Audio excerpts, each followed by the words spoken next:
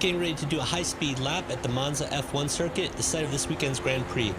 This is the highest speed track on the entire calendar. The cars will be running with the minimum of downforce and will often pay the price for this in the turns.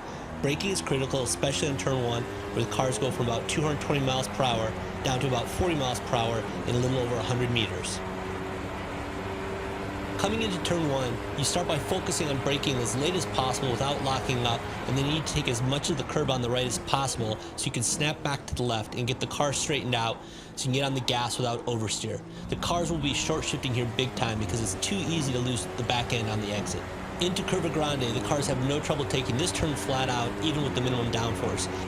Slamming on the brakes for a second time, you take as much of the curb on the left as possible, but this time you carry your speed through the turn, snapping back to the right and letting your momentum pull you out towards the gravel on the left, where you now focus on increasing the throttle without losing control. Into the first of the two Lesmos, you're on the brakes all the way into the turn and on the throttle as soon as you're coming out. The second of the two Lesmos is tighter but less than 90 degrees. The approach is similar, but this time hit as much of the curb as possible and watch out for the gravel on the left side as you get back on the gas. Now we're to the second DRS zone on the track, head into the Ascari chicane. Get all the way to the right using some of the curb to get a good entry into the blind left coming up.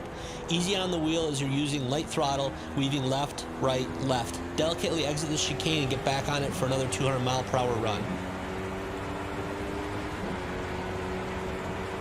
Setting up for the final turn, Parabolica, there are a number of lines at work, but in all cases you're getting a constant tension between wanting to get back on the gas and wanting to complete the turn without losing the back end. You'll see the cars drift all the way to the left and sometimes off the track as they manage this trade-off.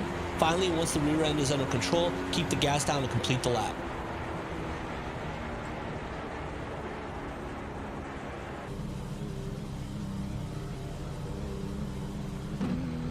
Thanks for watching and enjoy the race.